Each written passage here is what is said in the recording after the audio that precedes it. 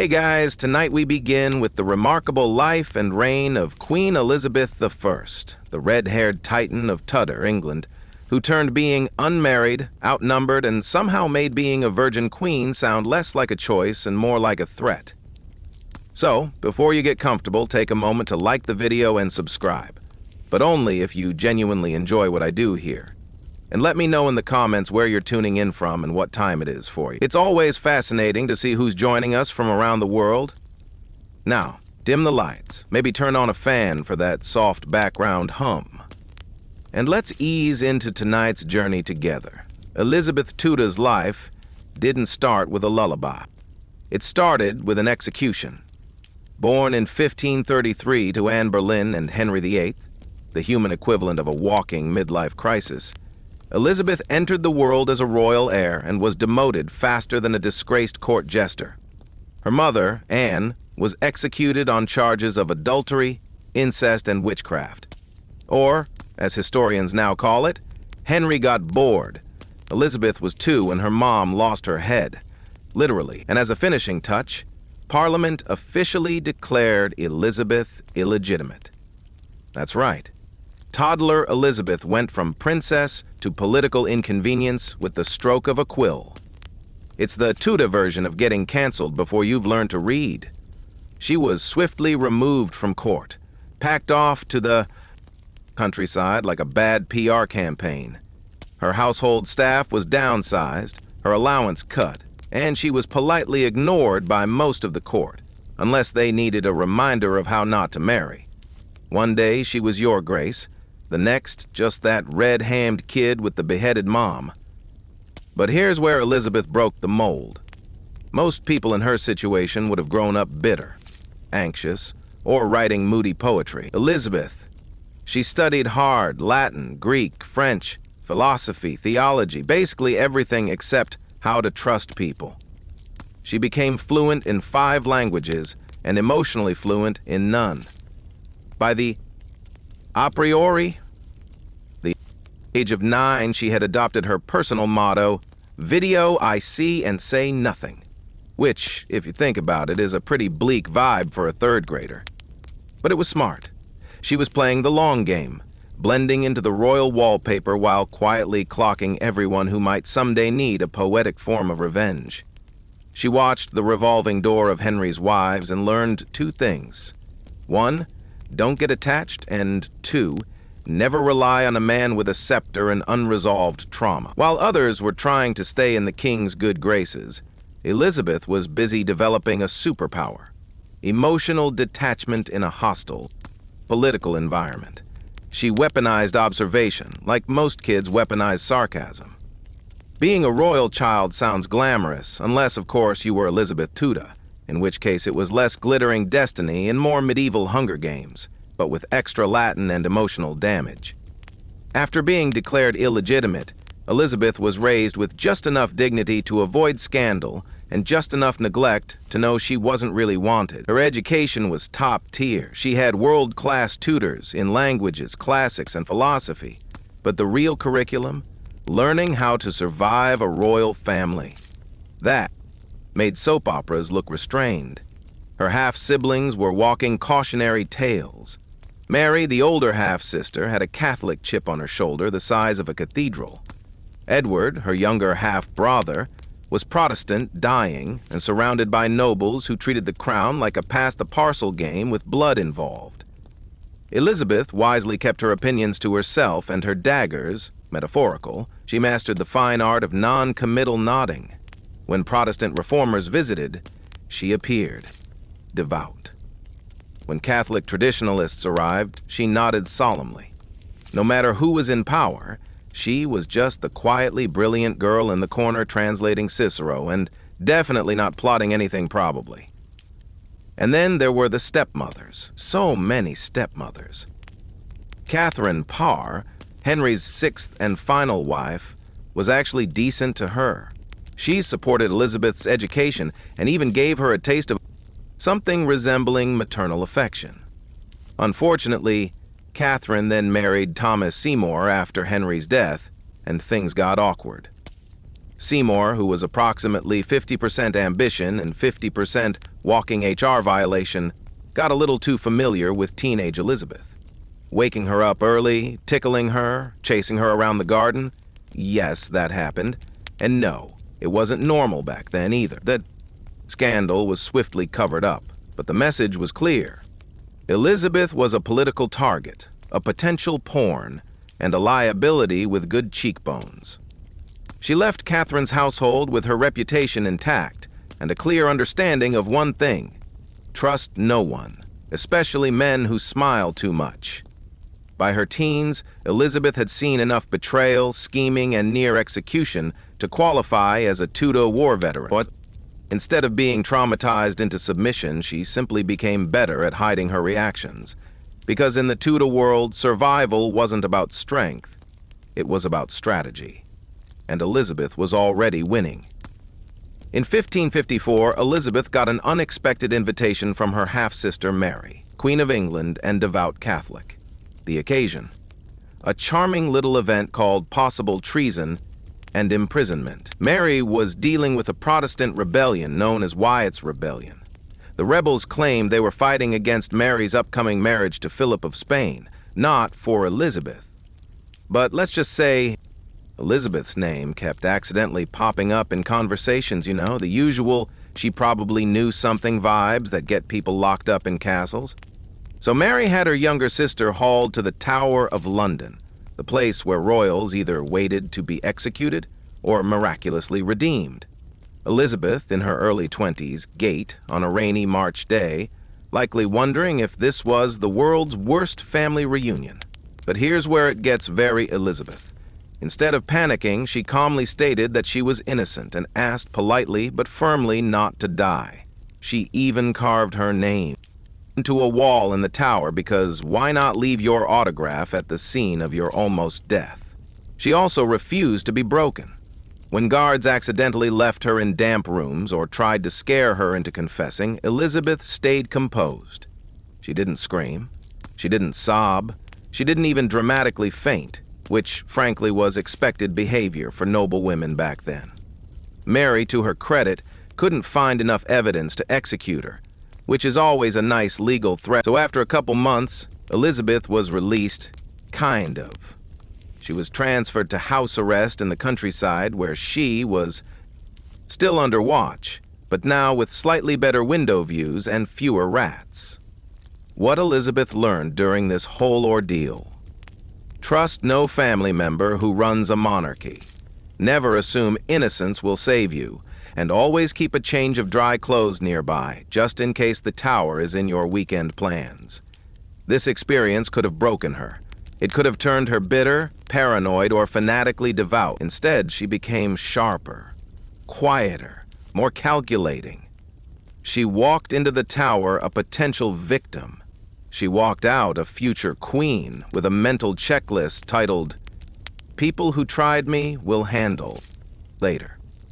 When Queen Mary died in 1558, most of Europe expected chaos. England had burned Protestants, flirted with Spain, and hovered dangerously close to civil war. The country was broke, anxious, and surrounded by enemies. Kind of like a Tudor group chat gone very wrong. And then up stepped Elizabeth. She wasn't the obvious choice. Half the court remembered her as the redhead with the Tower record, and others assumed she'd be quietly removed or married off to a cousin with a country estate. But when Mary died childless, the crown didn't have many options. And Elizabeth didn't wait for an invitation. She rode into London to cheers. Cheers that sounded a lot like national relief. No more burnings, no more Spanish wedding drama, and finally, someone who could read Latin and smile without causing a rebellion. Her coronation in January 1559 was, to put it mildly, a logistical nightmare. London's streets were frozen. The route was chaotic, and the nobles weren't sure whether to treat her like a queen or a very clever political boomerang. But Elizabeth didn't care. She stood in front of the nation wearing a dress of gold and white, basically screaming, "Surprise, I lived." She made it clear from day one. This wasn't going to be a reign of apologies. She wasn't going to roll over for the Catholic Church. She wasn't going to marry just to make Spain happy, and she definitely wasn't going to let her advisors run the country while she smiled and waved. Instead, she gave the kind of speech that made old bishops shift uncomfortably in their seats. She promised justice, stability, and unity, and somehow managed to say all of that without confirming her religious allegiance, her marriage plans, or her policy ideas. It was political vagueness with a crown on top. But it worked because Elizabeth didn't need to be specific. She just needed to show that she wasn't her sister and that she could survive and thrive in a world that had tried very hard to erase her. By the end of her coronation day, one thing was crystal clear. England hadn't just gotten a new queen. It had gotten a woman who knew exactly what power looked like and had every intention of keeping it. The second Elizabeth became queen, the marriage offers came flooding in like pigeons to a bread fight. France, Spain, Sweden, even her own courtiers all started suggesting eligible suitors. Tall ones, Catholic ones, ones with questionable beards but very attractive territories. Because in the 16th century, a woman ruling alone wasn't just unusual, it was terrifying. A single queen? What if she had opinions? What if she made laws while menstruating? What if she didn't immediately hand the keys to her kingdom over to some bearded duke with a good wine cellar? But Elizabeth had a secret weapon she had no intention of marrying. She knew the second she picked her husband, she'd become queen consort of whoever, instead of the actual monarch of England. And that just wasn't going to fly. She'd spent her entire life surviving royal instability. She wasn't about to hand power over to the first man who could sword fight and quote Virgil.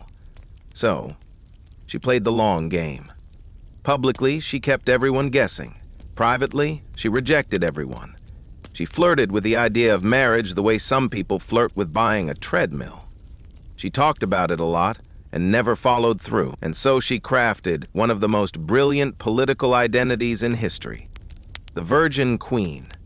Not because she was celibate, historians still debate that, but because it gave her the perfect excuse to stay single while projecting holiness, strength, and national unity. She married England. She said the country was her spouse, which is a very poetic way of saying, I'm too busy for a man. And frankly, none of them are worth the paperwork. Foreign rulers kept trying. Suitors sent portraits, gifts, armies, occasionally in the wrong order. Elizabeth accepted their flattery, danced with ambassadors, and then reminded everyone that she still had no ring on her finger and no intention of dying in childbirth. Like half her ancestors. By refusing to marry, she kept every court in Europe on edge. No one could predict who she'd ally with next, or if she'd ally at all. It wasn't just political independence. It was a masterclass in power hoarding, and she made it look effortless. Once, Elizabeth secured the throne and politely batted away every marriage offer like flies at a summer feast. She turned her attention to managing her court, a glittering nest of vipers in lace collars. Her council was a mix of loyalists, opportunists, and deeply confused men who hadn't entirely adjusted to taking orders from someone without a beard. But Elizabeth had one distinct advantage. She'd spent her entire life watching powerful people make mistakes. Now, she made sure she didn't. Running court politics under Elizabeth was like playing chess blindfolded on a moving ship during a thunderstorm, except the queen could see the whole board and occasionally whispered, "Checkmate," just to watch everyone sweat. Her favorite tactic, keeping everyone guessing. She granted titles slowly, rewards rarely, and trust never. If a courtier got too confident, she reminded them gently or witheringly that proximity to the throne was not a retirement plan. 1. Moment you were her sweet Robin, and the next you were being sent to Ireland with a polite letter and zero military funding. Even her closest advisor, William Seal, spent decades deciphering what she really meant when she said, "Perhaps." Spoiler, it meant no. But she never said it directly because saying no closed doors. Elizabeth preferred to leave them slightly ajar, just enough to let people trip over their own ambition. She also had a flair for theatrical delay. Decisions took weeks, sometimes months, not because she was indecisive, but because every minute of uncertainty made her court more dependent on her. Nothing happened without her signature, and her signature was in no rush. Flattery was currency at her court, but you had to be careful. One compliment too far and she'd roast you publicly. One step too close and you might be promoted or banished. No one ever knew what she was truly thinking, which is exactly how she liked it. Elizabeth didn't just sit on the throne. She performed the throne. Eyes always watching, smile always calculated, power always in reach, but never fully shared. Her court didn't govern her. It revolved around her. Elizabeth I didn't just rule England. She dressed the part so aggressively that her wardrobe deserves its own diplomatic corps. The average noblewoman wore velvet and pearls to show status. Elizabeth wore velvet and pearls to declare war on your expectations. Her gowns weren't clothes. They were political armor stitched with intent and a hint of try me. Every outfit she wore was a calculated power play. Massive ruffs, elaborate embroidery, and enough jewels to bankrupt a duke, all carefully arranged to scream one very specific message. I am the state, and I am not here for your nonsense. She turned her face into a canvas of myth. White lead makeup gave her a ghostly, almost divine appearance. Her wigs, towering, curled, and occasionally weaponizable, reinforced the image of eternal youth and unwavering strength. Never mind the lead poisoning. Looking immortal was worth the migraines. Elizabeth used fashion as a psychological weapon. When she wore white, it wasn't innocence, it was invincibility. When she wore black, it wasn't mourning, it was menace. Her colors, fabrics, and jewels were selected not for beauty, but for effect. She walked into every room like she owned not just the palace, but the air inside it. And here's the fun part. No one else was allowed to copy her look. Literally. She passed some twittiers from wearing certain fabrics or colors. The message was clear. You may dress up, but you will never dress like me. Even portraits were tightly controlled. You couldn't just paint the queen mid-blink or mid-frown. She had an official mask of youth, a face template painters were required to follow so that she always looked like she hadn't aged a day since 1563. Photoshop Elizabethan edition. But beneath the silks and sequins was cold calculation. Elizabeth understood that image is power. If she looked invincible, people would think twice before challenging her. If she looked otherworldly, people might just forget she was technically a mortal woman navigating a very real, very male world. Elizabeth I didn't just rule a kingdom. She micromanaged it like a CEO with trust issues and a suspicious amount of free time. While most monarchs delegated tasks like foreign policy, religious reform, and not plunging the realm into bankruptcy, Elizabeth preferred the hands-on approach. Letters passed through her hands. Speeches were edited personally. Military campaigns, she weighed in. Portraits approved or destroyed. Even the font size of official proclamations probably had to pass the "Does this make me look weak?" test. Her council, led by William Seal, her long-suffering chief advisor, often found themselves in a never-ending loop of submitting ideas, having them returned with 20 notes in the margins and then being asked why it hadn't been done yesterday. Working under Elizabeth meant surviving a constant state of polite panic. She wasn't cruel, just relentless. Courtiers dreaded her glares. Ambassadors sweated through every sentence. Even Parliament treaded carefully. She once refused to give them an answer on marriage for 25 years. That's not a queen, that's a woman who turned ghosting into domestic policy. And let's talk correspondence. Elizabeth loved letters. She read them, revised them, and sometimes rewrote them entirely. If a diplomat sent something too weak, she'd tear it up. Too bold, she'd tear them up. She understood the power of words, and she made sure hers hit harder than a cavalry charge. She also ran a tight information ship. Intelligence gathering under Elizabeth was no joke.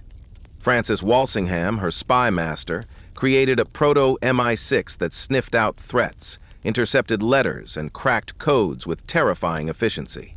If you were plotting something against her, chances are she already had your letter open, underlined in red, and ready for dramatic reading at council. All this control served a purpose. Elizabeth didn't trust her nobles, her foreign allies, or, frankly, most of humanity. She'd seen what happened when power slipped, and she never planned to let go of hers. The result? A queen who didn't just sit on the throne. She ran the entire operation like a one-woman HR department, war office, branding agency, and crisis hotline. And if anyone complained, they were free to try ruling the kingdom themselves. For about 5 seconds. In 1588, Spain made a terrible mistake. They assumed England would be an easy target. To be fair, the math checked out. Spain had the largest navy in the world, more gold than sense, and a king, Philip II, who thought God was personally rooting for him. England, on the other, and had fewer ships, less money, and a queen who still hadn't picked a husband or an heir. The whole country looked like it was held together with parchment and Protestant guilt. But Elizabeth I didn't panic. She suited up, literally. As the Spanish Armada approached, Elizabeth marched to Tilbury, where her troops were camped, and gave one of the most metal speeches in royal history. She wore a white velvet dress with a breastplate over it. Because if you're going to inspire soldiers, you may as well do it while looking like a war goddess who moonlights as a wedding cake. She told her army, "I know I have the body of a weak and feeble woman, but I have the heart and stomach of a king." Translation, yes. I'm small, unmarried, and female, but I will absolutely wreck you if you touch my coast. It worked. Morale soared. The speech echoed across the camp, and while Elizabeth wasn't actually leading the ships into battle, she was bold, not insane. Her presence made it clear England had no intention of rolling over. Then, in a twist of fate and meteorology, everything fell apart for Spain. The Armada, once invincible, was pummeled by smaller, faster English ships, set ablaze by fire ships, and finally scattered by a lovely bit of Protestant-friendly weather. Some Spanish sailors ended up drowning.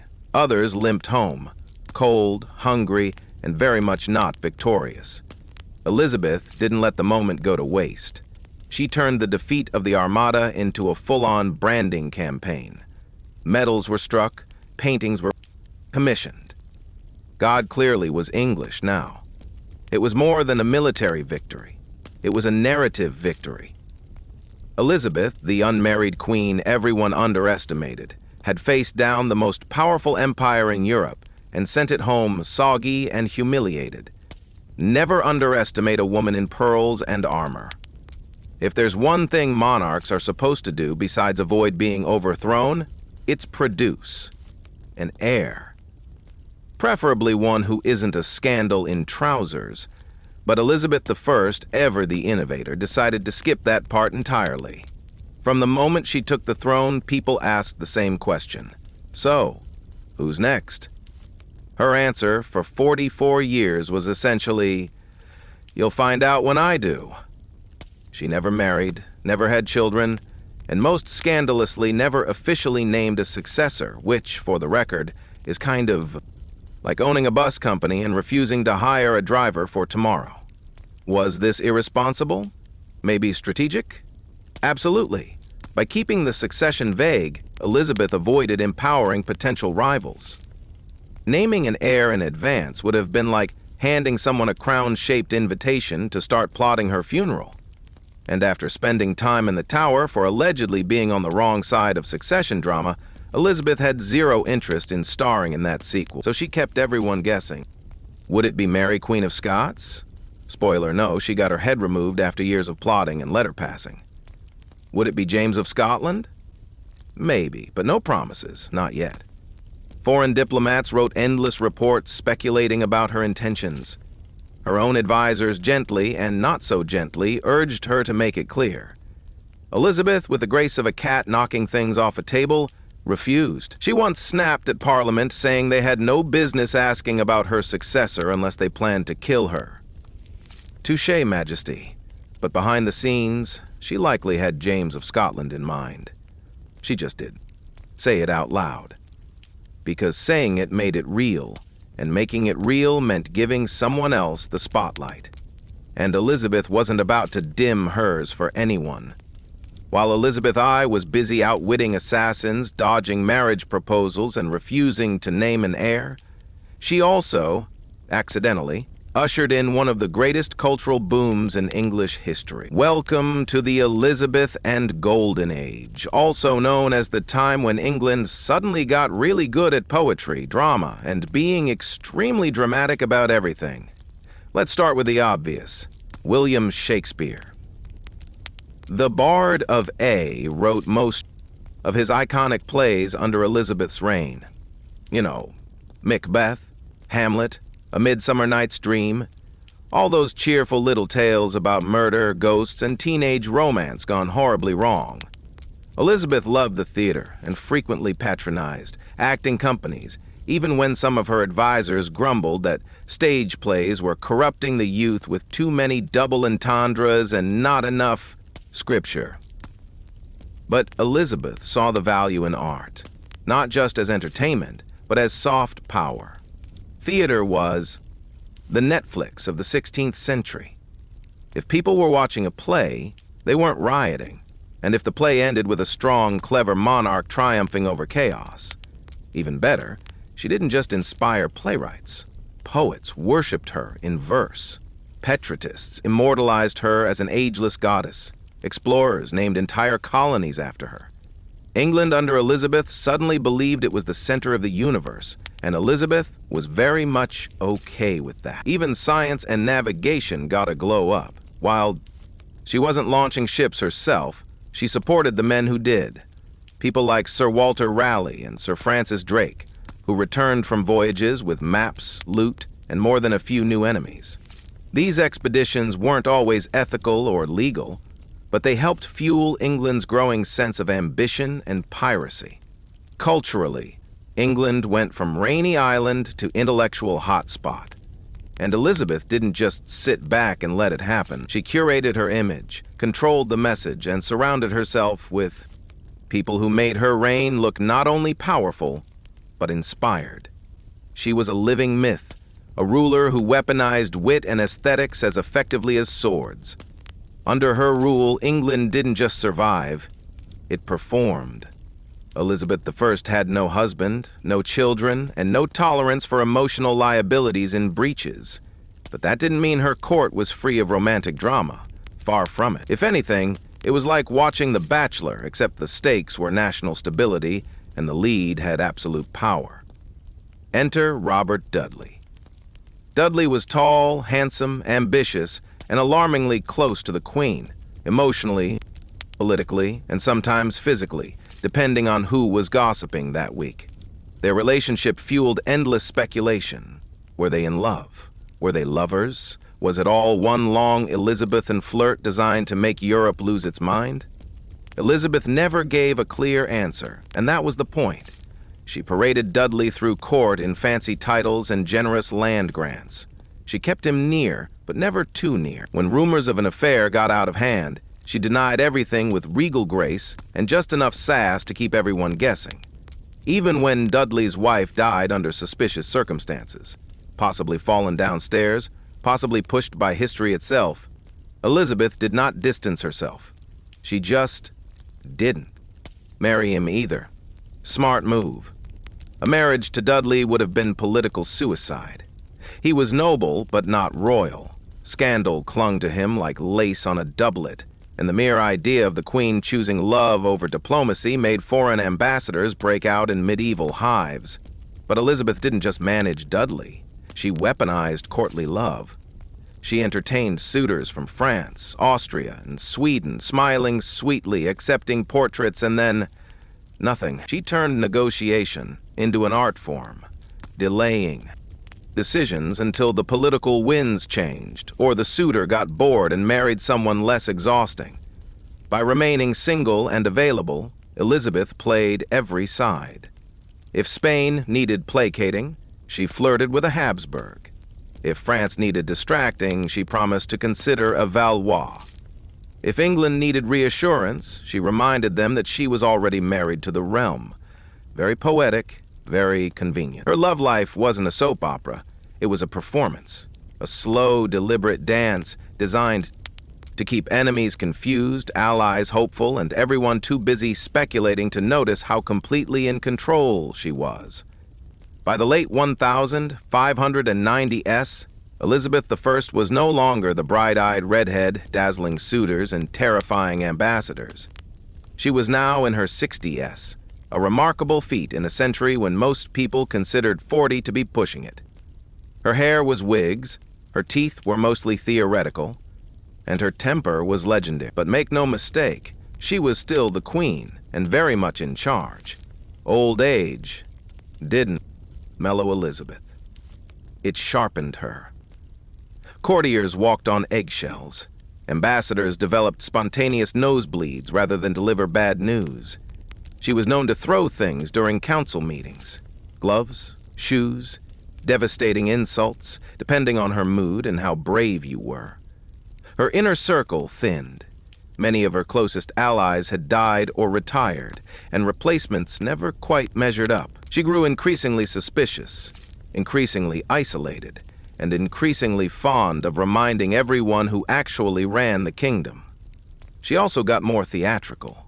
Her gowns became heavier, her makeup thicker, her persona more myth than monarch. She was no longer trying to be relatable. She was a living relic. England's Gloriana, mother of the nation, and quite possibly immortal. And yet, despite the decay and the drama, she never stopped ruling. She still read every report, signed every letter, and made every major decision. Sometimes after weeks of stalling, just to keep everyone sweating. Even when her health declined, she refused to lie down, quite literally. Toward the end of her life, she spent days on her feet, afraid that if she lay down, she'd never rise again. Spoiler, she was right. But here's what makes it all so impressive. Elizabeth could have coasted into her final years with comfort and flattery. She could have handed power to younger advisors, named a successor, maybe even written a memoir. Instead, she held the reins until her fingers couldn't grip them, and still refused to let go. She didn't fade quietly. She aged loudly, like a royal hurricane with pearls and eyeliner. Fragile in body, maybe, but never in will. Her courtiers may have feared her, but the country watched.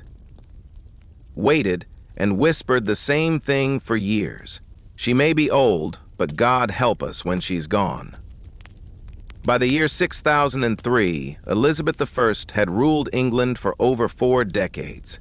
She had outlived all her suitors, nearly all her counselors, most of her enemies, and frankly, anyone who thought she wouldn't last. But even for a queen as relentlessly composed as Elizabeth, the curtain eventually had to fall. She just refused to sit down for it. In her final days, Elizabeth fell into a decline, physically and emotionally.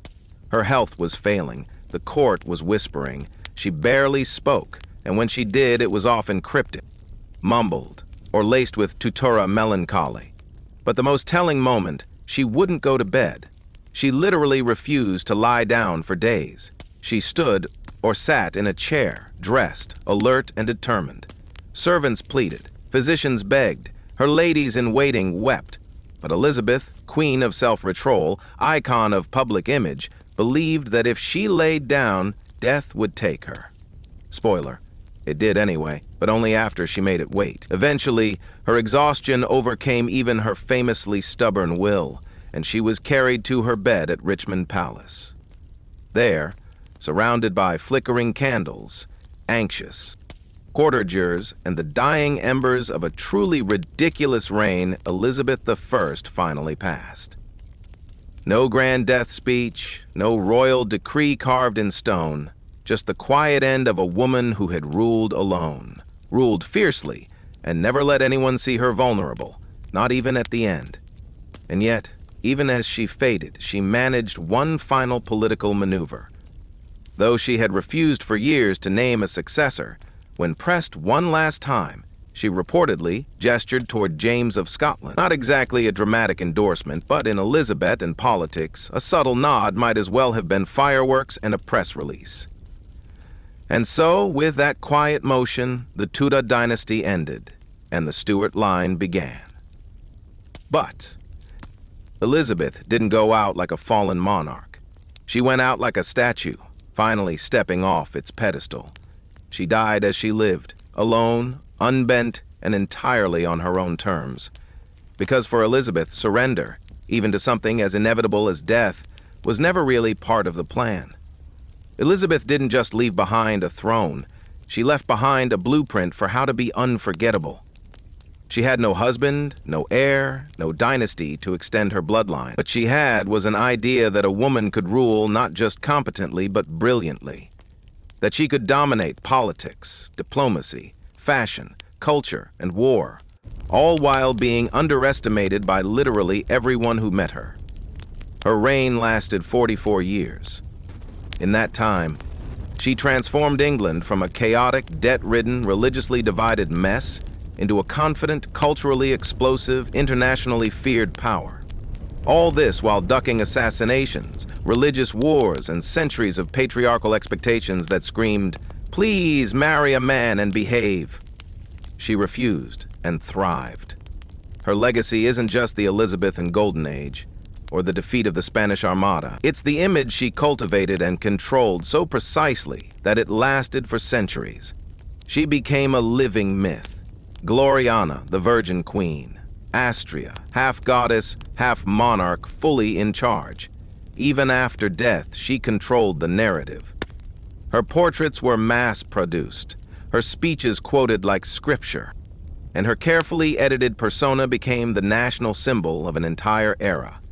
And while later historians would try to pick her apart, her temper, her indecision, her vanity, none could deny the scope of what she accomplished alone in a world built to deny her everything. She wasn't perfect. She could be manipulative, ruthless, and emotionally distant. She clung to power long past her prime, alienated allies, and kept the country in suspense for decades. But those flaws, they were part of the machinery. The myth didn't work without the woman behind it grinding the gears. And let's not forget, she did it all without a king, without an heir, and without ever backing down. So, what is Elizabeth's true legacy? It's not just a time period named after her. It's not just Shakespeare, sea captains, or glorious portraits with enough pearls to sink a small boat. It's this. She rewrote the rules and dared everyone else to catch up. And centuries later, we're still talking about her, still debating her, still impressed because queens come and go. But there was only one Elizabeth I. If there wasn't only one, out of the endless wind-corralled grasslands of Mongolia, where yurts dotted the horizon and horses outnumbered people, something strange began to rise. A city. Not just any city. A capital. And not just any capital. The center of the largest land empire in human history. You'd think Genghis Khan, founder of this empire, would have had no time for palaces. After all, his whole life was one long camping trip powered by conquest. Why settle down when your idea of fun was galloping into China, Persia, or Russia and taking whatever you wanted? But even conquerors get mail. Even world-ruling warlords need a place to store the loot. And so somewhere between world domination and dinner, Genghis Khan picked a spot in the Oran Valley. It was sacred land, once home to ancient Turk and Dwir capitals, and it had everything a Mongol needed. Open pastures, flowing rivers, and space to build something worthy of an empire. Now let's be clear, Genghis didn't build much. He was a man of motion, not masonry. But he did mark the place. A few foundations, a temple here, a market there. Enough to plant the seed. And when his son Ogedei inherited the throne, that seed exploded into something no one saw coming. Ogedei Ken, practical yet ambitious, turned that humble beginning into a full-fledged city. Karakorum. It had walls, it had roads, it even had plumbing. Mongol plumbing, and more shockingly, it had foreign artisans, captured engineers, Muslim architects, Chinese bureaucrats, and a tent palace with silver fountains that squirted fermented mare's milk at the push of a button. Civilized, right? But Karakoram wasn't about extravagance. It was a power move, a message. We may sleep in felt tents, but we rule the world. Here, emissaries from Baghdad and Paris bowed in the same palace. Here, silk met steel, camels met crusaders, and the steppe met the city. The Mongols, once thought too wild to build, were now city planners. And Karakoram wasn't just a capital. It was a contradiction in brick and bone, a place that shouldn't exist but did, right in the heart of the wild. If Genghis Khan was the fire that consumed the world, Oghade Khan was the one who sat down afterward and asked, "All right, now what do we do with all this?" Inheriting a super-Earth-sized empire that stretched from Korea to the Caspian Sea, Oghade had the difficult task of civilizing the chaos. His answer? Karakoram. Oghade didn't just want a base of operations, he wanted a stage, a world capital that would prove the Mongols weren't just horseback thugs with better aim. No, they were rulers, builders, organizers, and in classic Mongol fashion, he made it happen fast. First, the layout. Karakoram wasn't random, it was designed with military precision. Square walls, 4 gates pointing to the cardinal directions, and an inner city that housed the Ken's court. At the center stood the Palace of Urgodiah, a fusion of tent and temple, adorned with gold tiles and painted beams. It looked like a yurt had married a Chinese pagoda, and it worked. Then came the weird part. Oghdai's Karakoram became a cultural smoothie. Here was a Christian church, there a Buddhist super. A few steps away, a mosque rang out the call to prayer, right next to a Confucian temple where scribes copied edicts in 5 different scripts, all under one roof, or rather, one sky. Why? Because the Mongols weren't just conquerors. They were collectors of people, ideas, and technologies. Oghade welcomed envoys, artisans, and scholars from every corner of the empire. He kidnapped the best talent and called it hiring. Persian metalworkers forged coins. Chinese engineers made siege engines. Russian craftsmen carved ivory. Karakoram was less a Mongol city and more a Eurasian laboratory, and at the heart of it all stood a silver tree. Literally. Oghade commissioned a Franco-Parisian blacksmith to craft a mechanical silver tree with pipes running up the trunk, each one dispensing a different liquor: arag, mead, wine, and rice beer. 4 lion heads gushed the drink. It was part force, part art installation, and part royal flex. To the foreign, bulls arriving from Constantinople or Delhi, Karakoram was confusing. Was this the capital of a barbarian horde or a cosmopolitan empire? The answer was yes.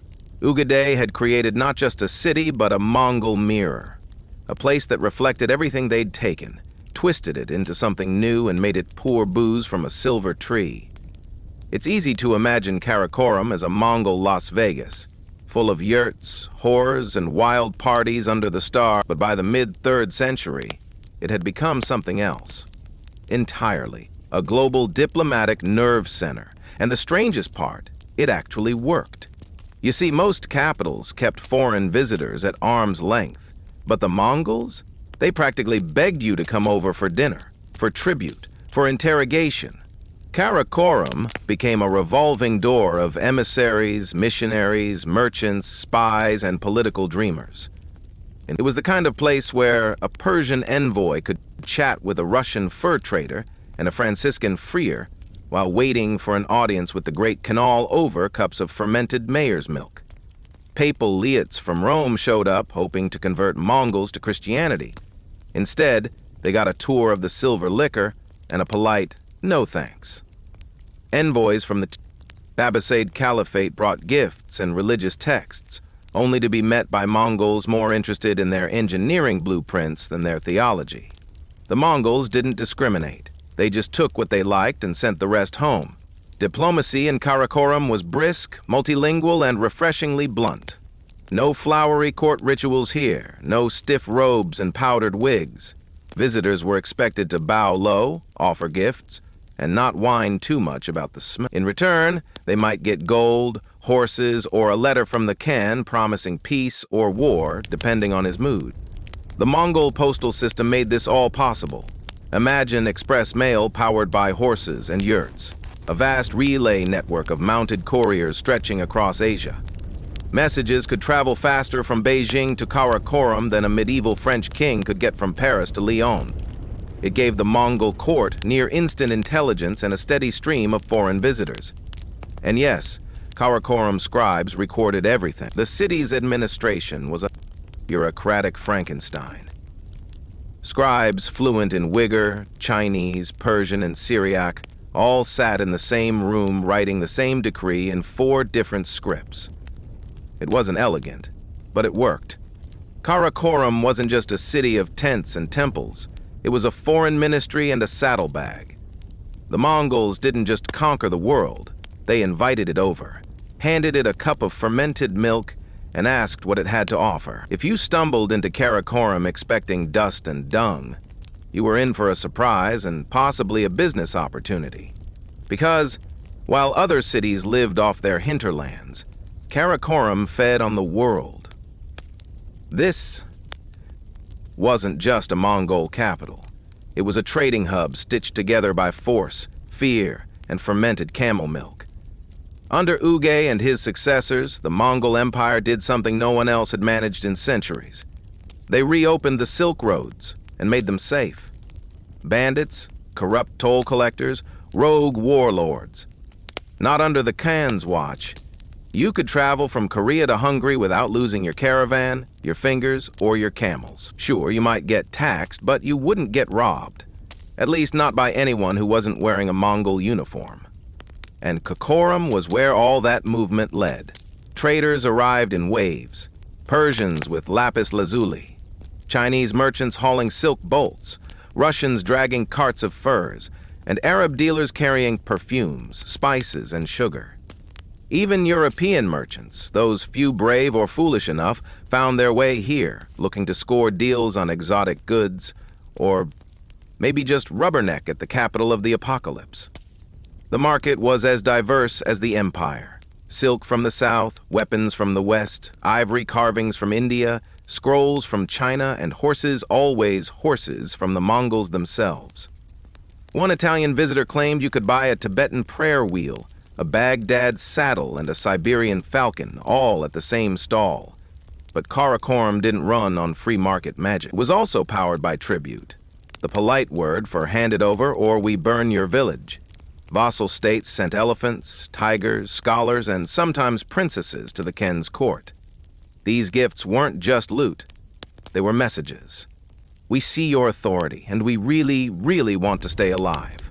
The tribute wasn't wasted. Karakorum became a laboratory of luxury. Foreign artisans crafted Mongol-style porcelain. Goldsmiths engraved Genghis Khan's face on everything from goblets to belt buckles. Even the city's sewer system was designed by a captured engineer from Samarkand. Efficiency through conquest. For the Mongols, trade was just conquest's quieter cousin. And Karakorum, it was the tent where both came home to roost. A city where wealth flowed in faster than you could count it, assuming you knew how to. Imagine walking through Karakorum and hearing a church bell, a muezzin's call to prayer, the rhythmic chanting of Tibetan monks, and the crackle of a shaman's bonfire, all before breakfast. Welcome to the Mongol Empire's spiritual buffet. Most empires picked a religion and forced everyone to smile and nod. Not the Mongols. Genghis Khan didn't care what gods you worshipped as long as you didn't interfere with his taxes or military drafts. That attitude carried into Karakorum, where the only real rule was, don't be boring and don't try to convert the Khan.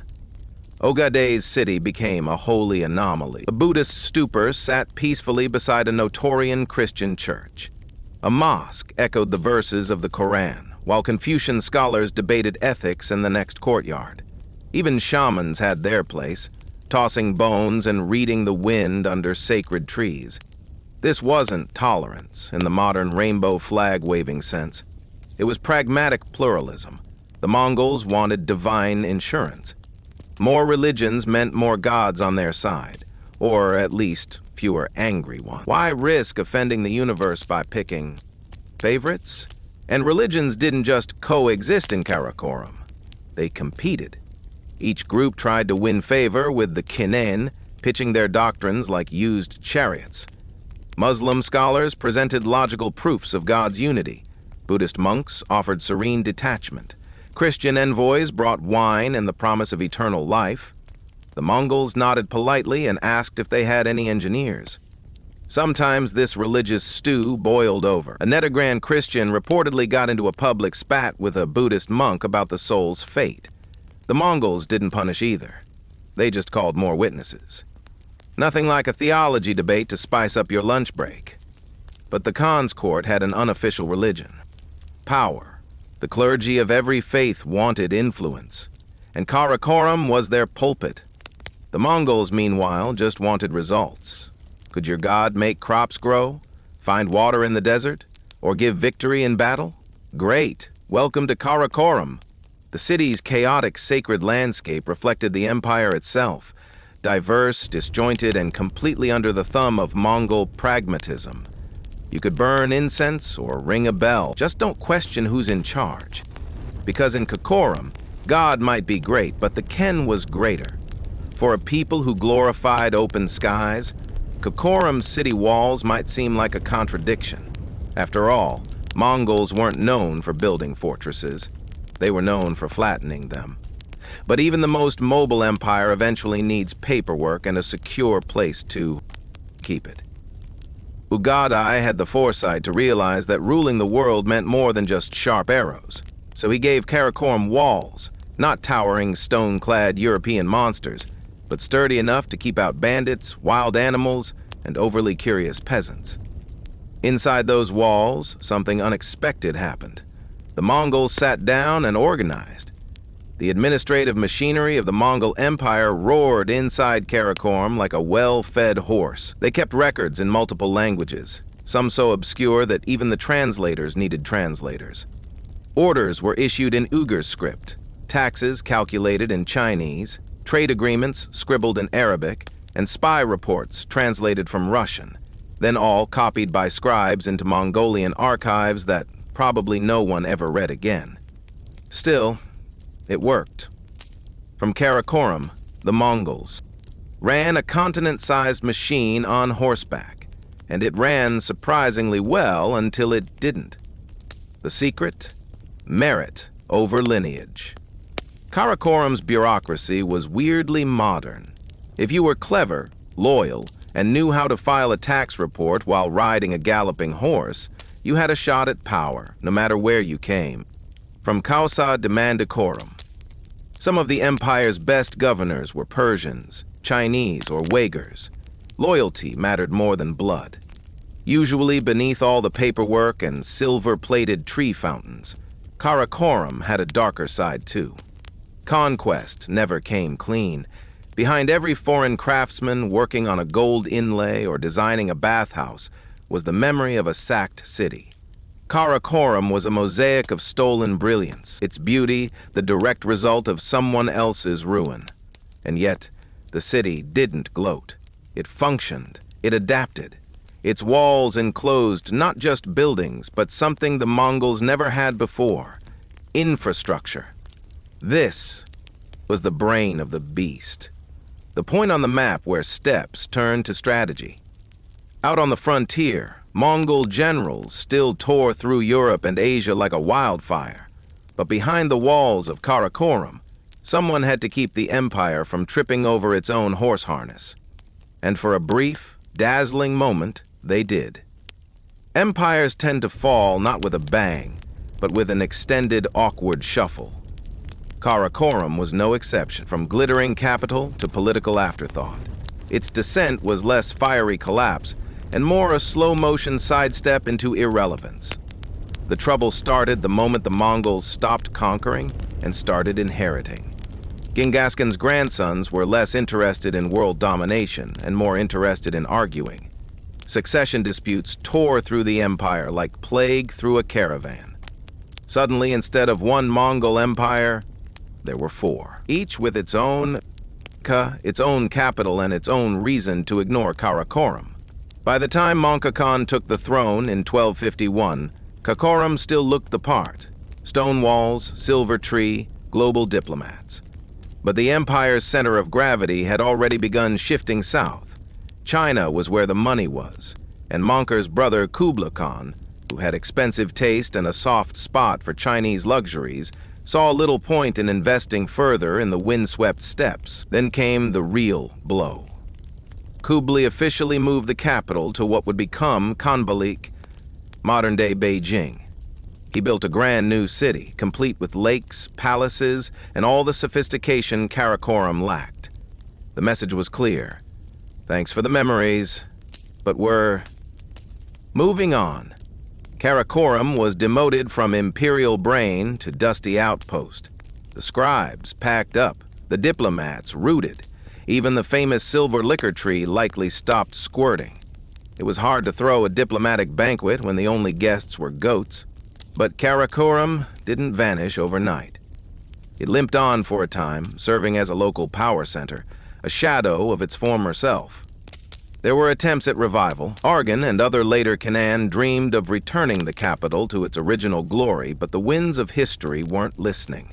And then, in 1388, the final insult arrived on horseback.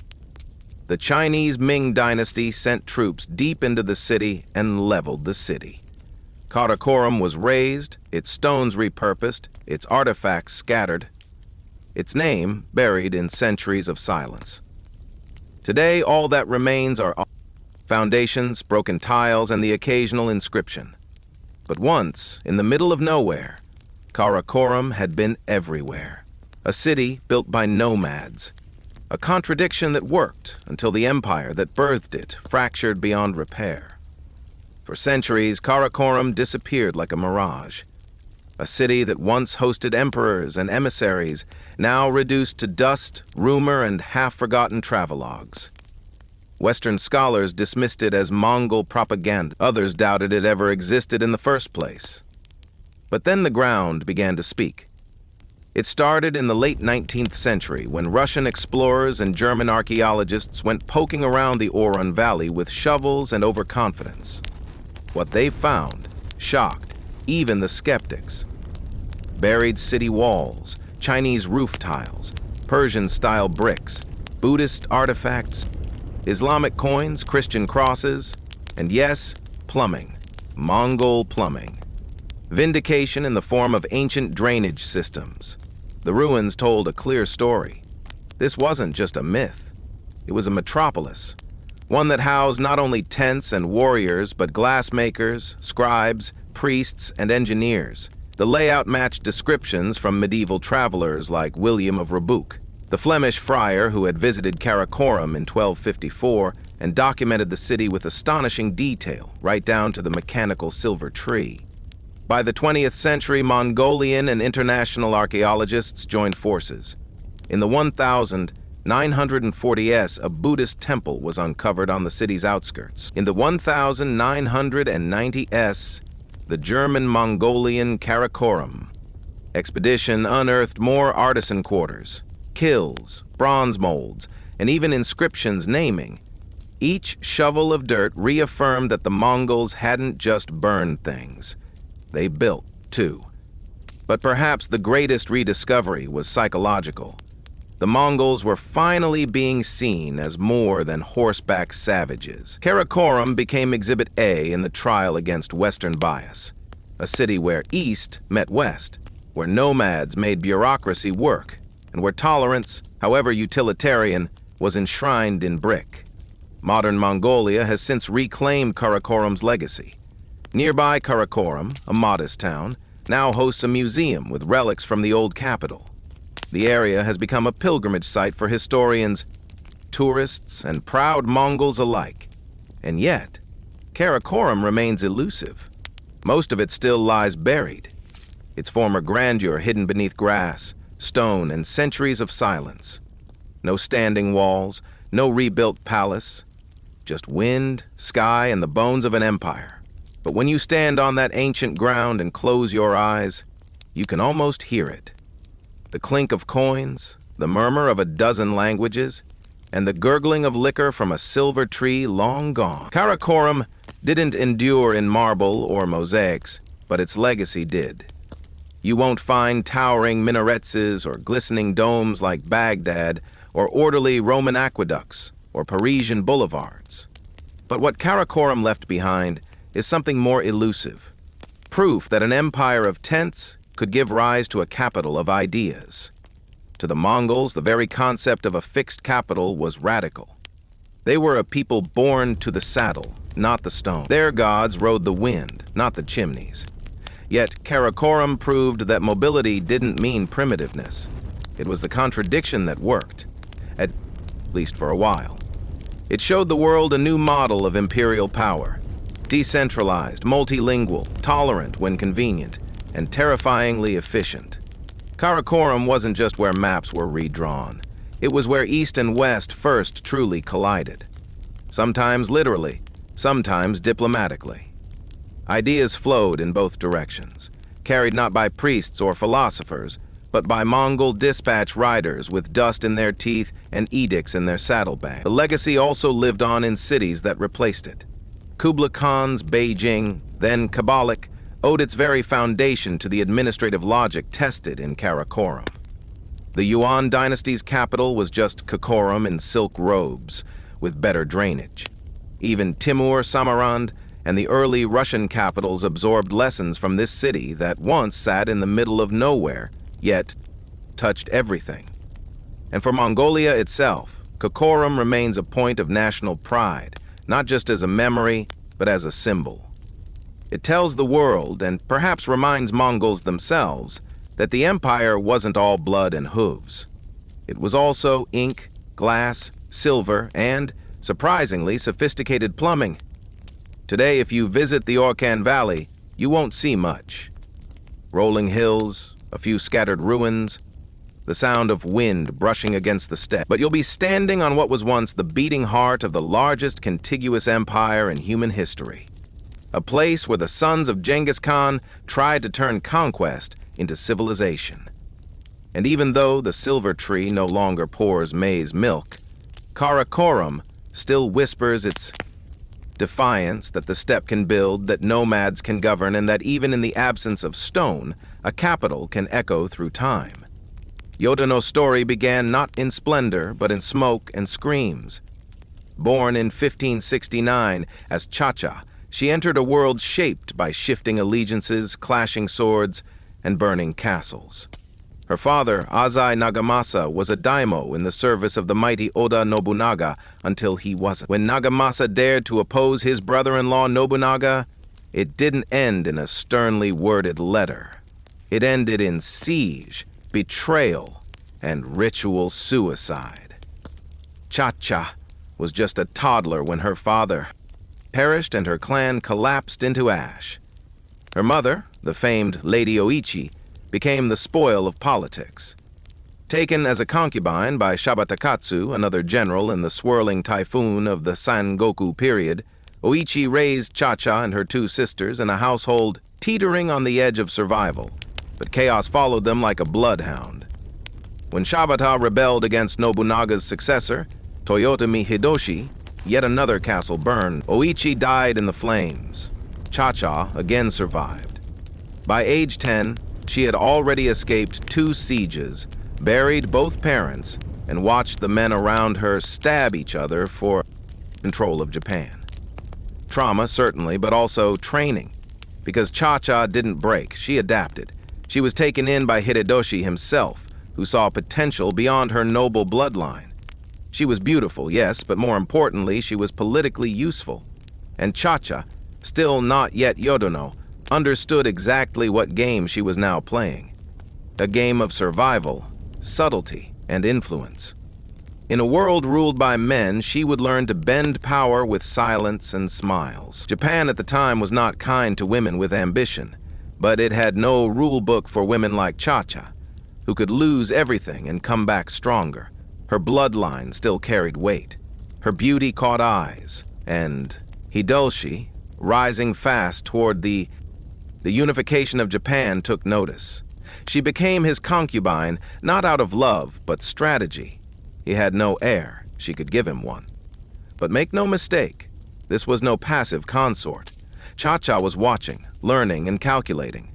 She had lived through fire and betrayal. Now, inside the golden halls of Hideyoshi's growing empire, she was ready to rise. She wouldn't be Cha-Cha much longer.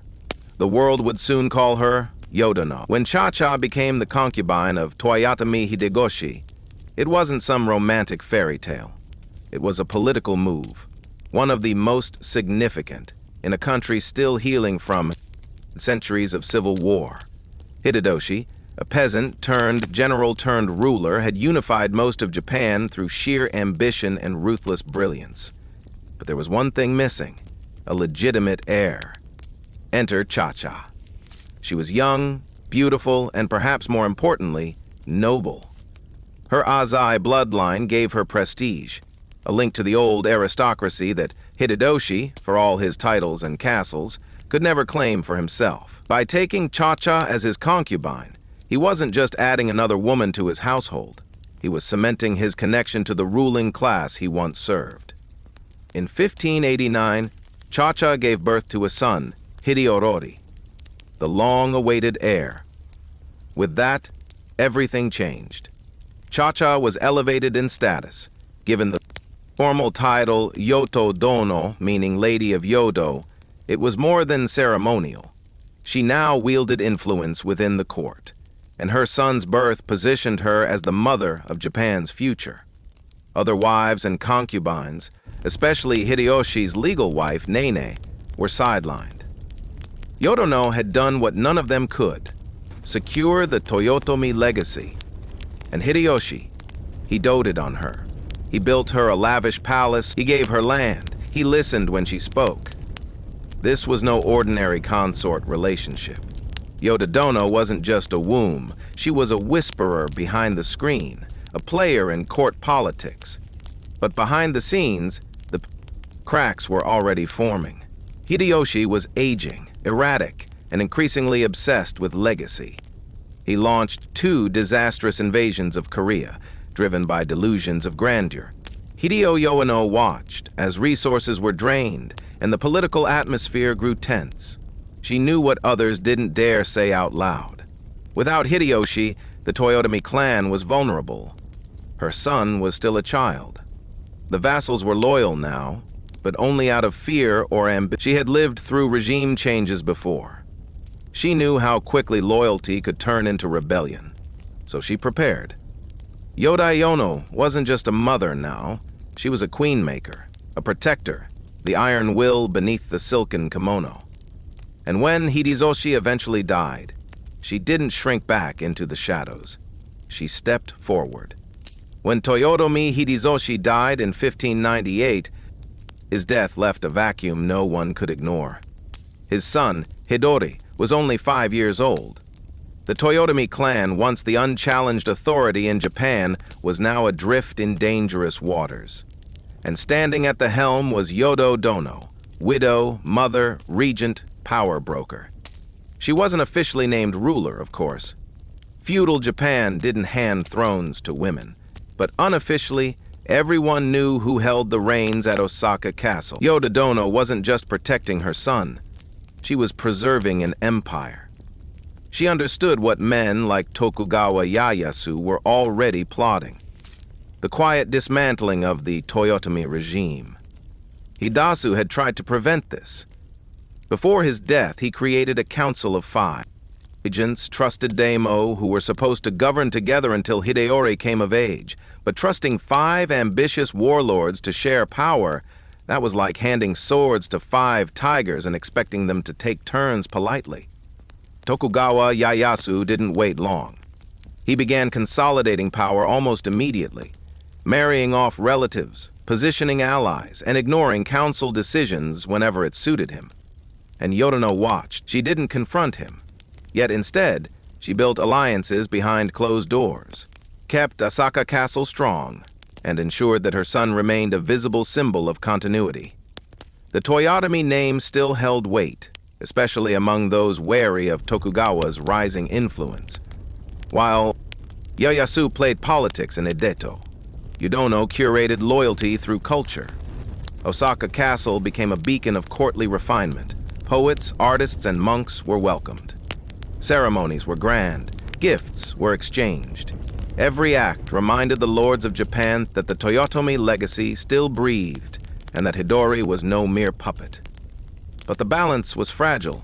Yodono's mere existence posed a threat. She was the mother of the only other possible unifier of Japan, and she wasn't content to play the grieving widow. She issued orders, received diplomats, and hosted lords in her own right. That kind of visibility in a woman was dangerous in samurai society. Tokugawa Ieyasu knew it. The longer she held court in Osaka, the more she became not just a symbol of resistance, but the beating heart of it. And while everyone bowed and exchanged pleasantries, the quiet tension between Edo and Osaka grew louder with each passing year. By the early 1600s, Japan was technically at peace, but beneath the polished surface, the country was a powder keg.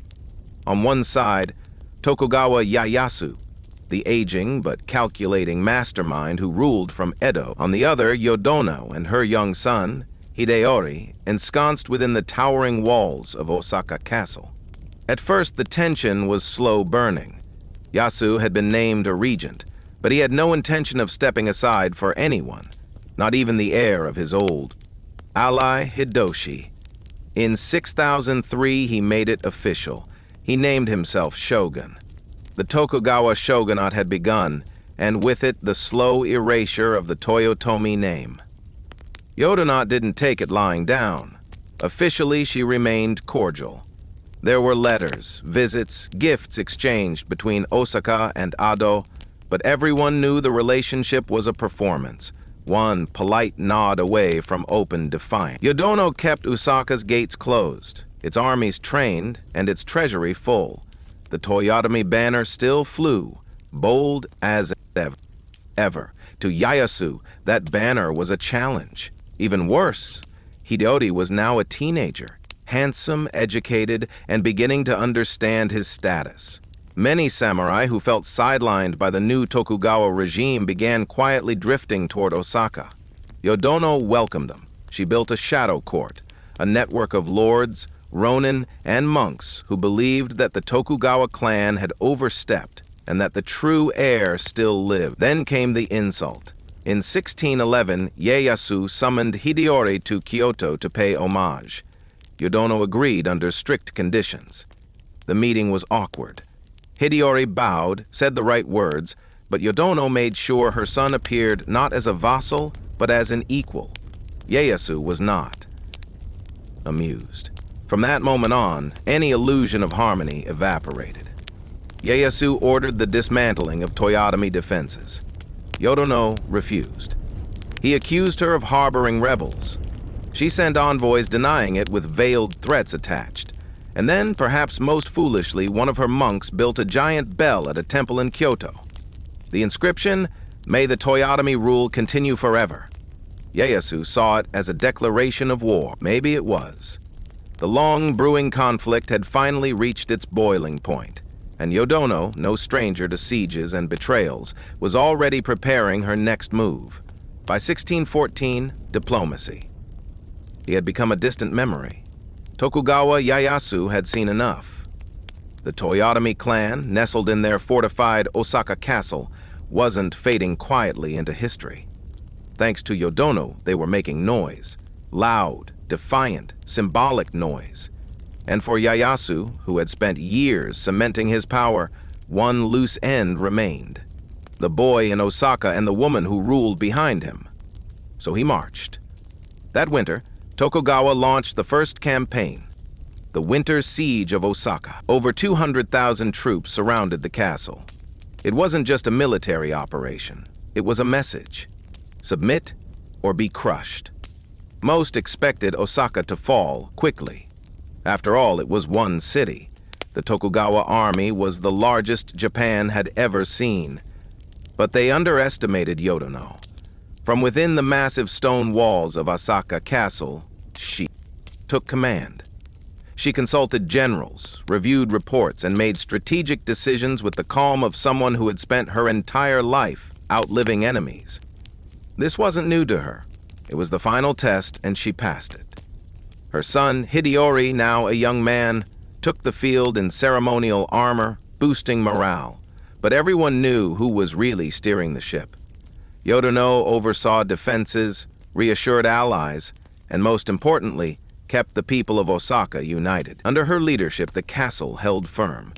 The Tokugawa army launched wave after wave of assaults. They shelled the castle with imported European cannons, undermined the mows, and tried to starve the defenders out. But Osaka's walls, rebuilt thicker under Yododono's watch, held. The Toyotomi garrison fought like cornered lions. After months of frustration, Ieyasu sued for peace. Or rather, he offered a trap. The deal? He'd stop the siege if the outer defenses of Asaka Castle were dismantled. Yodono, under pressure and exhausted by bloodshed, agreed. The walls were torn down, the mows were drained, and Asaka Castle was left vulnerable. It was a devastating mistake. Some say Yodono never trusted Ieyasu's offer. Others believe she was forced into it by pro-peace factions at court. Whatever the reason, the damage was done. The winter siege had ended, but the war was far from over. Yodono knew what was coming next. And this time there would be no negotiations. The peace of winter was a lie. By the spring of 1615, Tokugawa Ieyasu returned not as a negotiator but as an executioner. The outer mows of Osaka Castle had been filled in. The outer walls were gone. And Yodono knew she had signed her own death warrant. This was no siege of patience. This was the summer campaign, a full-blown assault meant to wipe the Toyotomi name off the map. Ieyasu brought an army once again, massive in size and merciless in intent. This time there would be no talk of surrender, only annihilation. Inside the castle, Yodono braced herself, but she was not broken. She rallied what remained of her supporters, samurai, ronin, and desperate allies who had nowhere else to go. Her son, Hideyori, now 21, took on the role of commander. But, as before, it was his mother who managed the castle's resolve. Every corner of Osaka was turned into a fortress. Women boiled water for defense. Artisans turned tools into weapons. The castle, despite its damage, roared back to life. It wasn't just about survival now, it was about legacy, pride, honor. The battles were brutal. The defenders fought valiantly, launching surprise attacks and night raids. For a time, it even seemed like the tide might turn, but the numbers didn't lie. The Tokugawa forces were too many, too supplied, and too determined to let Osaka survive. On June 4th, Tokugawa troops breached the final defenses. Yododono, realizing that all was lost, prepared for the end. She and Hideyori retreated to a fireproof tower deep within the castle grounds. Some urged her to flee, to dress as a servant and slip away, but she refused. She had lived through sieges as a child, survived palace politics, ruled from behind the curtain, and defied one of the most powerful men in Japanese history.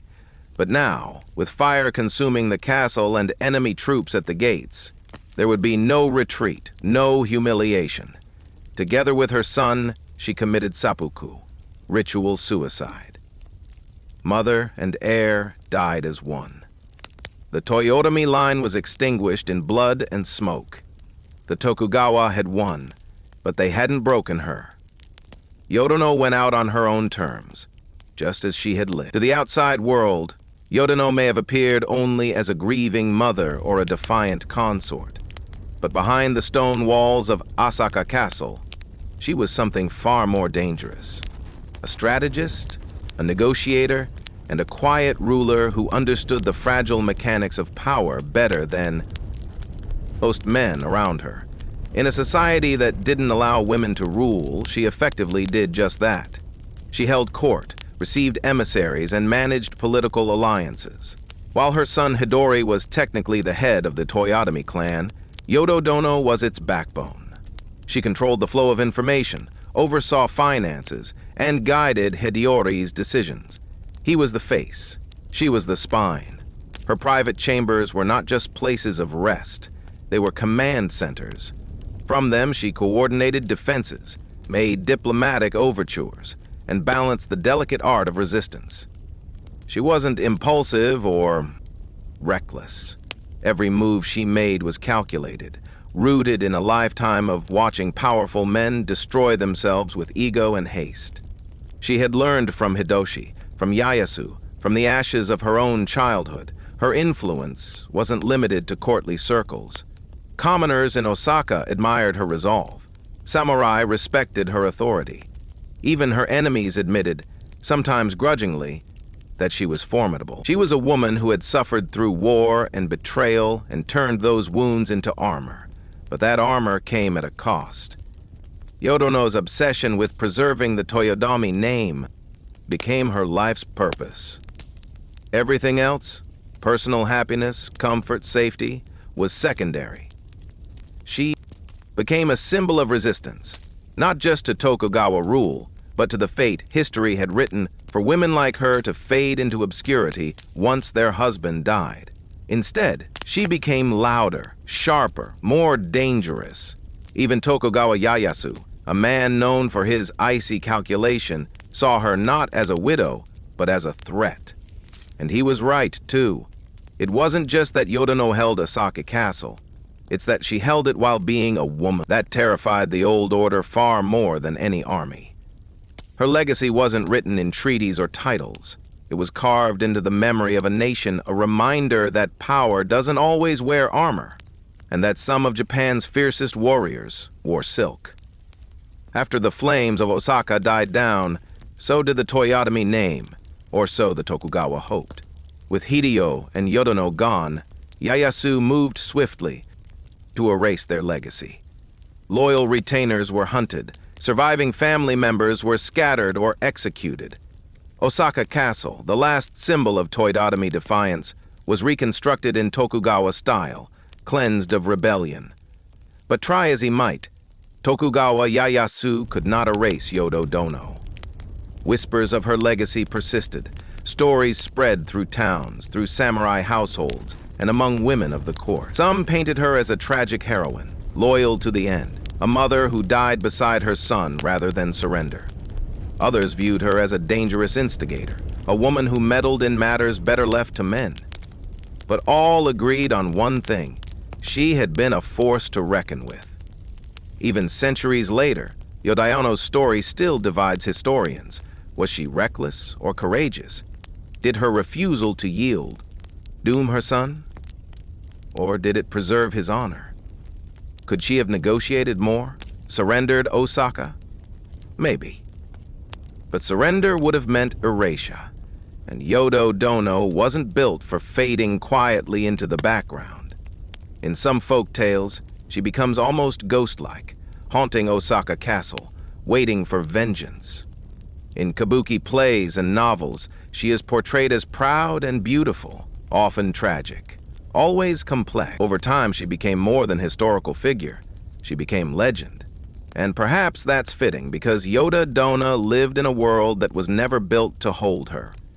She was born into a family destroyed by ambition. She survived 2 sieges before adolescence. She navigated palace politics, gave birth to an heir, then ruled from the shadows for over a decade, all while men underestimated her or tried to control her. She failed in the end, but she failed loudly, publicly, on her own terms, and in doing so, she ensured that no one could forget the name Toyotomi or the woman who fought to protect it. Today, her legacy survives in ruins and drama, a portrait in a museum, a statue near Osaka, a name etched into textbooks and plays. But the real Yodono, she lives in the defiance she inspired in every woman who saw her and thought, why not me? History isn't always written by the victors. Sometimes it's whispered by the survivors. And while the Tokugawa shogunate won the war, it couldn't silence the vultured woman who dared to defy them. Yodoni's story refused to stay buried. For centuries, her legacy has walked a razor's edge between reverence and revision. Tokugawa-era chronicles often painted her as manipulative, proud, and dangerous. Everything a proper woman of the time was not supposed to be. Convenient, isn't it? After all, it was easier to blame a woman for the downfall of a clan than admit the shogunate feared her. But in modern Japan, the view has shifted. Yodo Dono is now remembered as one of the few women in samurai history who actively shaped the political landscape. Not from behind a curtain, but from the heart of the battlefield. She wasn't born into power. She wasn't married into it. She took it and held it for as long as the world allowed. And even as Osaka Castle fell, she never begged, never betrayed, never bowed. Today, she stands as a symbol of maternal strength, political acumen, and wartime courage. Museums in Osaka honor her story. Academics revisit her letters, her choices, her influence. And in every retelling, whether in textbooks, dramas, or anime, she remains captivating, complicated, and unapologetically bold. She's remembered alongside other powerful women of Japanese history, like Hojo Masako, the nun shogun, and Empress Jito. But Yodono's legacy is unique. She was not royalty. She had no legal title. And yet, she held more sway than most women or men of her time. Her name still echoes in popular culture. She appears in stage plays, period dramas, and even strategy games. But behind the dramatization lies a simple truth. She was a mother who became a general, a widow who became a leader, and a woman who faced an empire with nothing but her will. Yodo Yodono's story is not just about resistance, it's about presence. She did not wait for power to be handed to her. She seized it, she wielded it, and when the walls closed in, she stood tall. In the end, Yodo Dono wasn't just the last defender of Osaka Castle. She was the last flame of the Toyotomi legacy, and she burned brilliantly. In the eyes of the warlords of Sengoku, Japan, Oda Nobunaga was a joke. Born in 1534 to a minor daimyo in Owari province, young Nobunaga was dismissed as erratic and uncool. He wore eccentric clothing mixed with peasants and was known to dance through the streets, sword at his hip and fruit in hand. At his father's funeral, while other lords mourned in black, Nobunaga arrived in casual garb, tossed incense at the altar, and stormed off. That performance earned him a title he'd never shaped, the Fool of Ari. But here's the thing. The fool was watching. Behind the strange behavior was a razor-sharp mind, one already calculating power like a chessboard. Nobunaga wasn't trying to fit in. He was making others underestimate him. While the other sons of noble houses played politics, Nobunaga was watching soldiers, studying muskets, building friendships with merchants, and challenging the old ways with every step. When his father died, the Oda clan was already a fragile house of cards, and it didn't take long for it to crumble. Nobunaga's own younger brother rebelled, hoping to exploit his reputation for chaos. Other relatives aligned with neighboring lords, assuming Nobunaga wouldn't last the year. They were all wrong. At just 18, Nobunaga launched a brutal purge. His brother was eliminated. Loyalists were promoted. Traitors were executed. The fool now commanded an army, and it moved fast. Unlike his rivals, Nobunaga didn't rely on Bushido tradition. He embraced raw efficiency. He adopted matchlock firearms, still rare in Japan, and trained his troops in modern formations. He purchased powder and steel from foreign traders, built alliances with wealthy merchants, and began turning Ari into a war machine. The old guard sneered, but Nobunaga wasn't here to be admired. He was here to win. In a feudal era obsessed with honor, ancestry, and swordplay, Nobunaga was a glitch in the system. He didn't care for poetry or pedigree. He cared for power and how to wield it without apology. By the end of his 20s, he had secured Ari completely. No more rebellion, no more laughter. The Fool of Ari was no longer playing games. He was just getting started.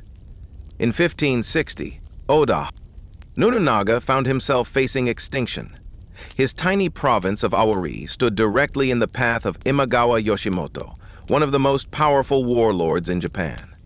Imagawa had an army of 25,000 men. Nobunaga, barely 2,000. The math wasn't just bad, it was suicidal. Most daimyo would have surrendered. Some advised retreat. Nobunaga ignored them all. Instead, he threw a party, as Imagawa's army celebrated in a gorge called Okahazama. Drunk on sake and the illusion of an easy win, Nobunaga armed his men with firepower, fury, and one hell of a bluff. He had his troops wave flags, beat drums, and light fires across the hills, creating the illusion of a massive force. Then, during a sudden thunderstorm, he struck. The Oda troops charged downhill with terrifying speed, using the rain to cover their movement. Imagawa's camp was caught off guard. His soldiers were lounging, unarmored and completely unprepared. What followed wasn't a battle. It was a slaughter. Yoshimoto himself was killed in the chaos, his severed head brought back to Nobunaga on a spear. The impossible had happened.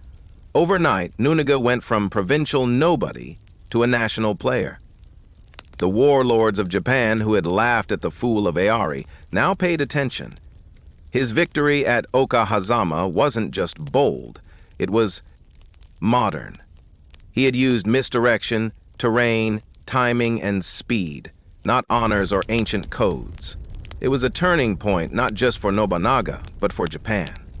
After the battle, Nobunaga consolidated his control over Aori and gained new allies, especially from clans that had previously aligned with Imagawa.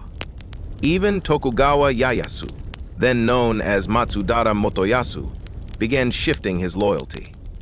Nobunaga's brand of warfare wasn't pretty, but it was effective. More importantly, it proved something dangerous.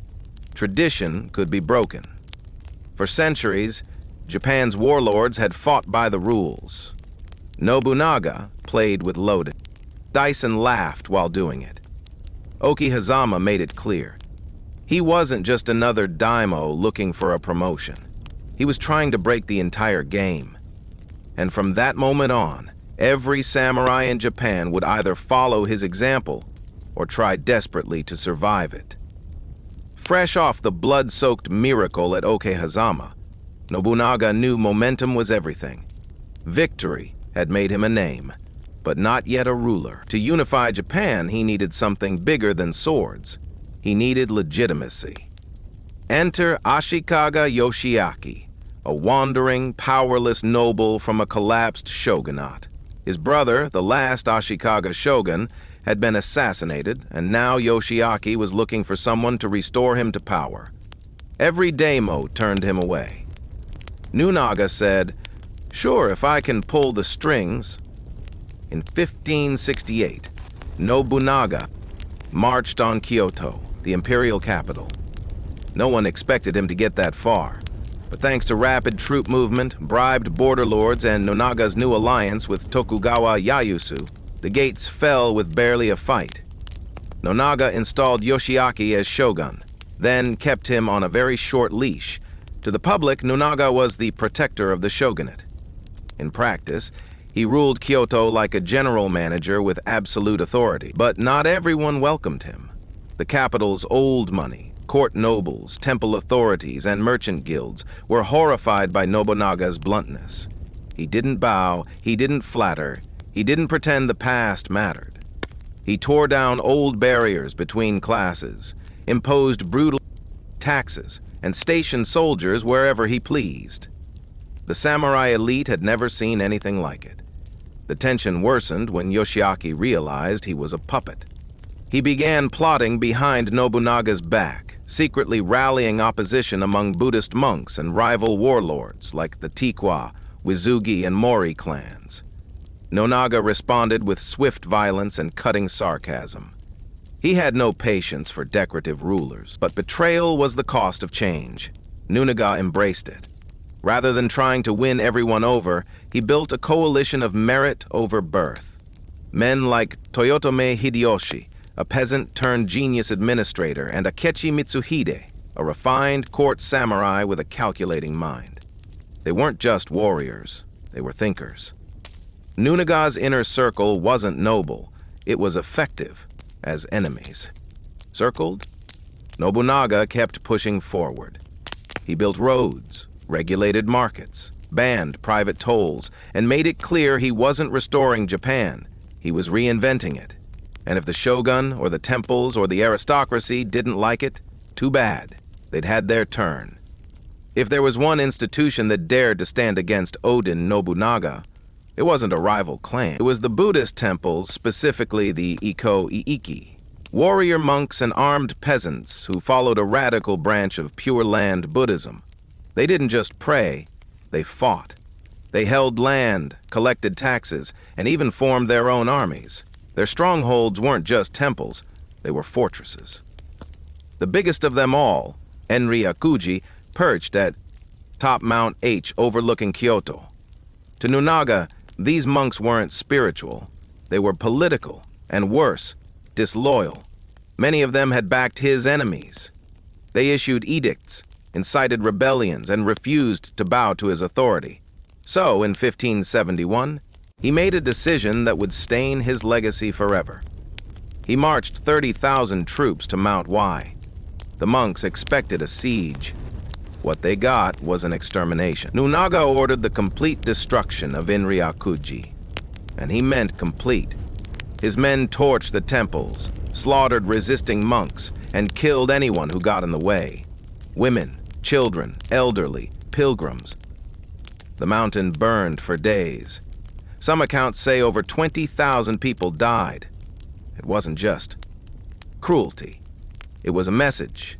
No one, Nobunaga declared, shall ever again use religion to threaten the state. The shockwaves were immediate. The elite were horrified. Even his own generals flinched. But the effect was undeniable. Other temples quickly backed down. The Iko-Iki panicked, abandoning outposts. Nobunaga, once seen as an upstart, was now feared as something far more dangerous. A reformer who didn't care about sacred cows. And this wasn't a one-off. In the years that followed, he laid siege to other temples, including the massive Ishiyama Hongan-gi fortress in Osaka. 10 years of bloodshed followed. 10 years. Nobunaga even used naval blockades, unheard of for inland warlords. He would not tolerate pockets of religious resistance. Some saw him as a demon, others as a necessary evil. But to Nobunaga, he was simply clearing the rot. Tradition had kept Japan fragmented. Religion had sheltered warlords and rebellions. To unify the country, he had to burn the old world down, literally. And so, the fires of Mount He didn't just destroy temples, they lit the way for a new Japan. One built not on prayer, but on powder, steel, and order. One of Nobunaga's most revolutionary moves was his embrace of firearms, a weapon almost every traditional samurai despised. When Portuguese traders arrived in Japan in 1543, they brought with them the matchlock arquebus, a crude but deadly gun. Most daimyo dismissed it as a novelty, too slow and unreliable to replace the sword. Nobunaga saw potential. He purchased guns in bulk, imported gunpowder, and trained his soldiers in new tactics. Nobunaga's men formed organized volley fire units coordinated to create near-constant gunfire, an innovation unheard of in Japan. At the Battle of Nagashino in 1575, Nobunaga's use of tens of thousands of arabuzias behind wooden stockades decimated the famed cavalry charges of the Tekwa clan, changing the face of samurai warfare forever. This wasn't just tactical genius, it was cultural revolution. The samurai code prized swordsmanship, face-to-face combat, and honor in battle. Guns reduced all that to efficiency and sheer destructive power. Nobunaga shattered centuries of tradition, showing that technology and strategy trumped ritual. His opponents struggled to adapt. Many were reluctant to train peasants as soldiers armed with firearms. Nobunaga wasn't. His armies included commoners, merchants, and ronin, all trained to fight with guns and discipline. This changed the social fabric of Japan. Nobunaga wasn't just unifying provinces. He was breaking down the old class hierarchies. A foot soldier with a matchlock could kill a samurai on horseback.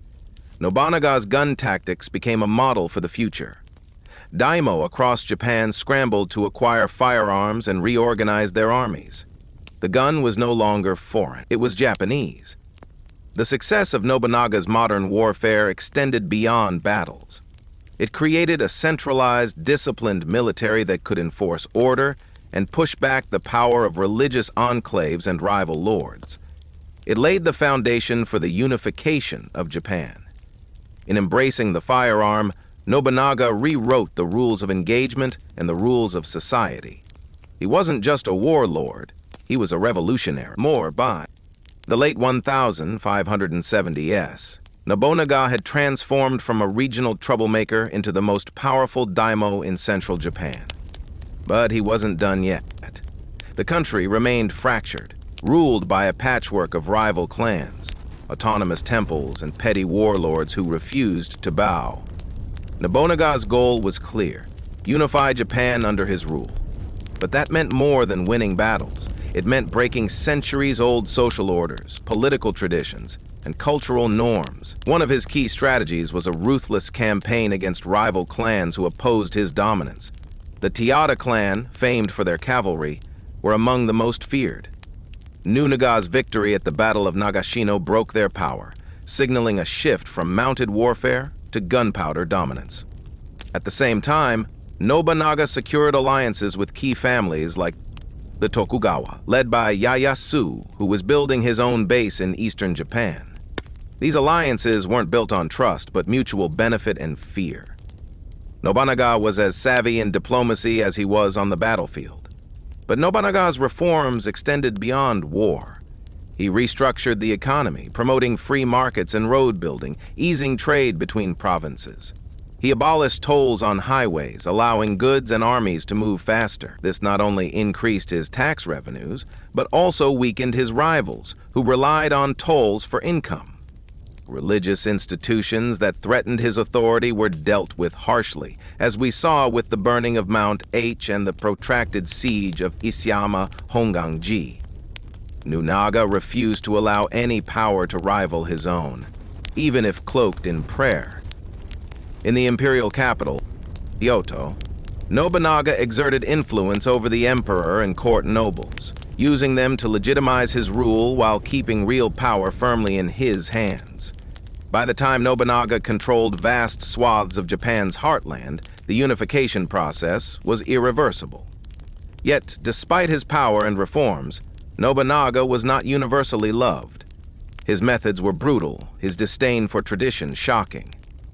Nobles whispered that he was a demon, while commoners feared the fires of his campaigns. Still, his vision of a unified Japan was clear and inexorable. The stage was set for the next chapter in Japanese history. One Nobunaga's successors would continue, but none could begin without him. Despite his overwhelming power and sweeping reforms, Oda Nobunaga's rise was cut short by betrayal. A dramatic twist fitting for a man who rewrote Japan's rules.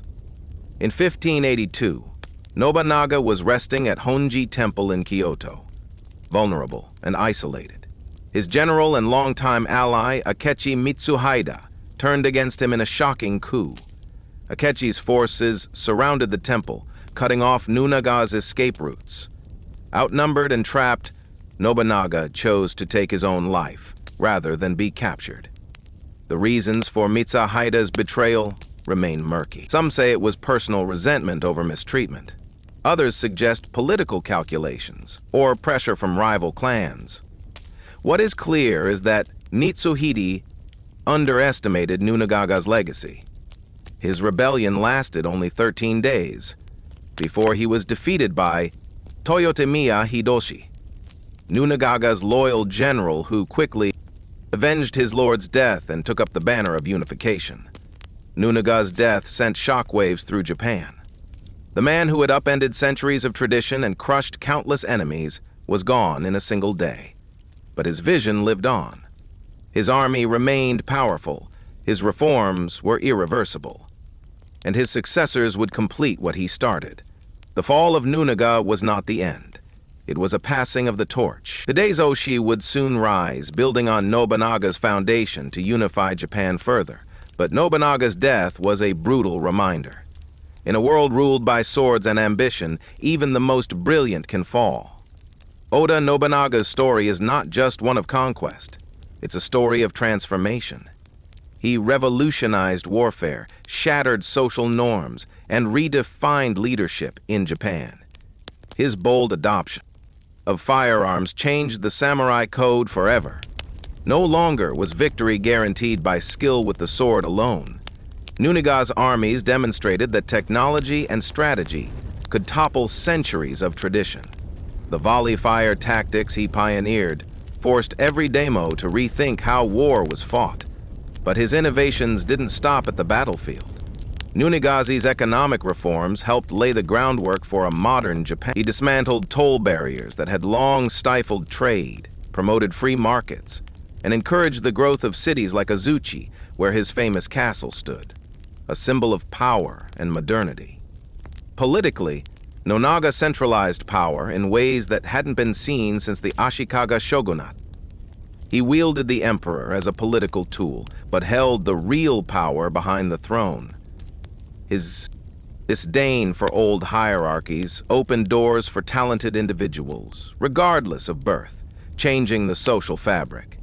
Nobunaga's ruthless suppression of religious institutions showed his focus on secular authority and the unification of the state, even if it earned him enemies who branded him a demon. Though his life was cut short, Nobunaga set Japan on a path toward unity and modernization. His successors, Toyotomi Hideyoshi and Tokugawa Ieyasu, would finish the job, but none would have succeeded without the groundwork he laid. Today, Nobunaga is remembered as a visionary, a man who saw beyond the customs of his time and dared to forge a new future with fire and steel. Though Oda Nobunaga's life ended abruptly at Honji, his impact on Japan's history echoes through the centuries. He was a man who refused to be bound by tradition, a visionary who saw that the future demanded change, even if it meant burning down the old to build something new. Nobunaga's innovations in warfare permanently altered the samurai's way of life. His embrace of firearms and mass volley tactics made cavalry charges and sword duels obsolete. This shift democratized power on the battlefield, allowing common soldiers with guns to challenge noble samurai with swords. Politically, Nobunaga shattered the feudal stagnation that had held Japan in constant warfare for over a century. By centralizing authority and breaking the power of rebellious religious institutions, he paved the way for the eventual unification of Japan under a strong central government. His economic reforms encouraged urban growth and free trade, helping Japan transition from a fragmented feudal economy into a more connected and prosperous society. His castle at Azuchi wasn't just a fortress. It was a cultural symbol of the new era, blending military might with architectural innovation.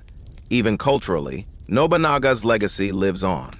He was a patron of the arts and tea ceremony, signaling the dawn of the Isuchi Momoyama period, a time of flourishing culture and aesthetic refinement. While Nobunaga himself never achieved full unification, his successors, Toyotomi Hideyoshi and Tokugawa Ieyasu, built upon his foundations. Without Nobunaga's ruthless drive and radical reforms, the peace and stability of the Edo period might never have come to be. In Japanese popular culture, Nobunaga remains a complex figure, a brutal warlord, a reformer, a visionary, and a man who dared to dream of a united Japan. His story is told in countless books, films, dramas, and video games, continuing to captivate and inspire. Ultimately, Oda Nobunaga's rise was more than a tale of power. It was the beginning of modern Japan's transformation, a testament to the force of innovation and ambition. And though his life was cut short, his fire still burns bright in the story of Japan's past and future.